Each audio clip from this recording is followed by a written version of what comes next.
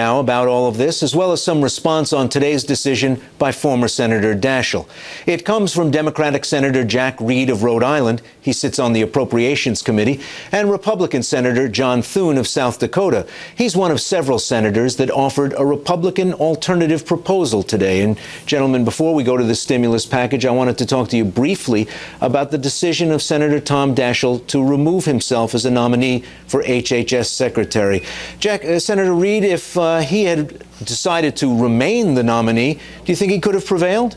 I think he could have prevailed, but I think Senator Daschle put country above his own personal situation, decided that it would be better to get on with the agenda, particularly this recovery package, than to spend days and days involved in a contentious discussion of his own situation.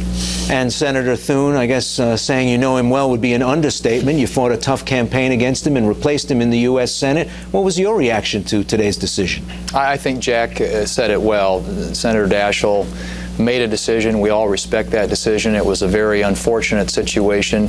Senator Daschle clearly came to the conclusion that this was becoming a distraction, and so we wish he and his family well, and certainly appreciate his many contributions in public service.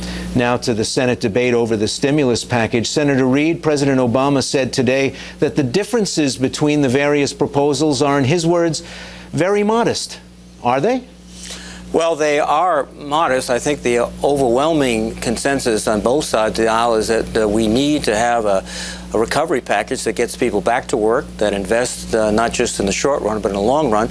And I hope that when we get on the floor that we can resolve these differences. I think it's encouraging to note that we're moving along with amendments, that there's no sense, at least in my view, of delaying this, but there is an opportunity to provide different insights, and we'll take that opportunity. Senator Thune, would you share the president's description as very modest, the differences among your colleagues? I don't know that I would go insofar as to say modest. I think there are some significant differences, both with regard to the size of this proposal as well as to the substance of it. And there are many of us who believe that it is too large, that $1 trillion and well over $1 trillion when you start talking about the interest is way more than we need to be doing in terms of stimulating the economy, at least for what we're getting out of it in this proposal. And that comes back to the other side of this, which I think is the substance, that much of the spending in this proposal isn't targeted, it isn't temporary, it isn't timely. It is, in fact, spending on government programs, many of which don't do anything to stimulate the economy or create jobs. Republicans will be offering amendments and alternatives to this, which we think are going to be much more effective at doing that, and hopefully at a lot less cost. Well, Senator Thune, the president asked his fellow Democrats to take heed of GOP concerns about the structure of the bill. Do you feel like you're being listened to? Well, I think we do believe this will be an open debate. We certainly hope that it is, and so far we've had some debate on amendments. We just had a couple of votes. My expectation is that there will be a chance, and I hope it's successful, for us to make some improvements and modifications to this. Whether or not those votes end up being successful, we don't know, but Republicans at least want an opportunity to offer their amendments and get their ideas out there and get them voted on. I hope that they're successful. I don't know that that will be the case, but I certainly think that it's going to be very difficult to get Republicans to vote for the final bill if, in fact, it doesn't change substantially, both with regard to its size as well as to the substance, many of the provisions in the bill. Senator Reed, how about you? Do you feel that you and your colleagues, who have a big hand in drafting this and getting it through, have heard the president's message that your colleagues across the aisle have to have a hand in shaping the final version, and are there things you're willing to do without? Well, the shaping process is ongoing. That's the whole purpose of the amendment. I think that the bill starts off with an emphasis on putting people back to work. That's President Obama's key element. They also recognize that people need immediate relief in terms of tax rebates to working families. There is that provision in the bill. So the money will go out, and it will be deployed, I think, rather quickly. 75% of the funds should be expended in about 14 months.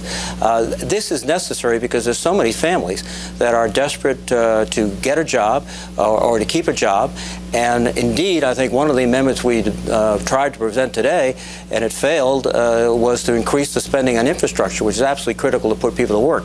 But we're going to continue on both sides to work away at this. And I think at the end that everyone should come away with the feeling they had the opportunity to make their points. But overall, the American public, American workers need this bill very quickly to restore not only their economic well-being, but their confidence. Senator Thune, you, along with Senator McCain of Arizona, Senator Martinez of Florida, among others, put forward this much smaller proposal. What is the shape of it? Tell your Democratic colleagues about what Republicans want to see in a final version. Well, bear in mind, as I said earlier, that the proposal that we have in front of us, the Democrat proposal, is almost $900 billion with interest well over $1 trillion, which would be the largest intergenerational transfer of debt in human history. That's a lot of money to be borrowing from the next generation. You better make sure that it's done the right way and that it's effective and that it works. And what we have concluded is that much of the spending in that bill is just that. It's spending. It's not going to do anything to stimulate the economy or create jobs. So Senator McCain has put one proposal forward. There are a number of others that will be put forward. Senator McCain's proposal focuses, I think, appropriately on housing, which brought us into this recession, and we think it's going to be an important component in bringing us out, in reducing taxes on middle-class families, providing tax incentives for small businesses to create jobs. Small businesses create 2/3 of the jobs of the economy. He put some money into defense, military spending, reset money that we think is important to national security and that could be spent very quickly. And then he also increases some of the infrastructure spending in the bill, which again, roads and bridges, those sorts of things that many of us agree on, that really are important in terms of creating jobs. And the final thing I'll say is he has a trigger in there that when we have 2 consecutive quarters of economic growth, of positive GDP, that the spending ceases. There is a hard trigger that requires a lot of the spending that would be made available under this bill to be terminated, and we think that's important as well. So that really is a temporary thing and not something that creates spending that continues for a long period of time. Well, Senator Reid, how do you answer the oft-made GOP charge that the Democratic package has a lot of things in it that don't put people back to work, don't have a stimulative effect on the economy? Well, the package has a stimulative effect on the economy. First, there's a concentration on infrastructure, which will put people back to work immediately. Also, there are programs that put real money in the hands of working families so that they'll go back into the marketplace and start consuming and drive up demand. That's another aspect of this. And in addition, it recognizes that these programs have to be ready to go. There's a strong emphasis on putting the money into the economy as quickly as possible, but also a strong audit trail. And as for an intergenerational transfer, the same argument could be made about the deficit financing of the war in Iraq and the deficit financing of tax cuts, which my Republican colleagues supported enthusiastically.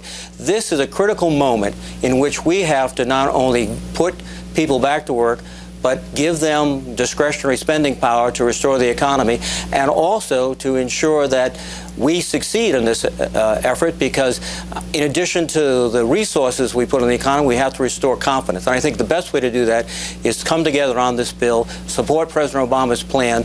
He has, I think, a mandate from the people to change the policies that last year alone cost us 2.6 million jobs in the American economy. Those policies were the result of the Bush policies. Well, Senator Reid, the price tag on the current alternative proposal is about half the Democratic package. Is that a bridgeable gap?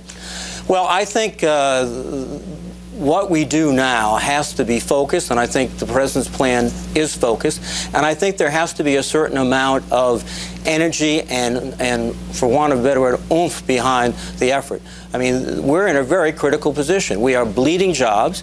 The economy is suffering. People are very, very fearful. And unless we restore the confidence, unless we do it, I think, with a strong, strong effort, we could be in danger of something I think happened last year with President Bush's proposal, a rather small tax rebate that wasn't spent, it was saved in some cases, or paid down interest on credit cards, and it didn't move the economy. So I think if we're going to move forward, we have to move aggressively. Senator Thune, a lot of polling has come out over the past week that show that the President's proposals are pretty popular, at least a plurality in every major poll, a majority in some of them. Do voters exert some push and pull on how you and your colleagues deliberate now? I think they do, and they're starting to be heard from. There was a Gallup poll that was released this morning that showed support for the proposal that we have in front of us, the House-passed version of this, but we want to call it the President's Plan, whatever, at only 38%, and 54% wanting to see either it rejected or changed in some significant way. So I think that the American people are starting to pay attention, they're starting to listen, they're realizing that this is an enormous amount of spending to be followed by the first $1 trillion appropriation bill, which will be coming very soon, the omnibus bill, and we believe additional requests for funds to further stabilize the financial markets that we expect Secretary Geithner to make a request for soon, and a supplemental appropriation bill for the ongoing efforts in Iraq and Afghanistan. There is an enormous amount of spending going on in this city right now, and all Republicans are saying is, let's step back and take a look at this and make sure that whatever we're doing it in a way that is effective and creates jobs. And the best way to do that is to get money quickly back into the hands of the American people. And the tax reductions, for example, in Senator McCain's plan are reducing marginal income tax rates from the 15% rate down to 10, from 10 down to 5, and providing a one-year holiday for payroll tax, which is low-income, middle-income Americans would get the benefit of that. And the difference between that and the rebate proposal that Jack mentioned last year is the rebate went out in checks at one time, so people put it in the bank and saved it. When you actually get that in your check when your paycheck comes out every couple of weeks or every month, it's a different thing. We think that will go back into the economy, and history has proven that when you do reduce taxes, marginal income tax rates, as well as payroll taxes on the American people, that it does have a stimulative effect. So we think that works a lot better in terms of creating jobs, along with the other things that I mentioned, the other components, including housing, which I think is going to be critical in this debate. Senator Reid, before we go, the President has expressed the hope that this could be wrapped up by mid-month. Are you going to be able to meet that calendar deadline? We are trying our best, and so far, with these amendments on the floor and the cooperation of both sides, we are making progress. And that is the goal. I hope we can meet it. I think we have to meet it. I think the American people expect us to get this bill finished in a timely manner. And Senator Thune, do you share your Rhode Island colleagues' optimism before we go, quickly? I know there's a rush to get this done. I think it needs to be done right, and if it takes a little bit more time to do that, we should do it. Gentlemen, thanks for joining us.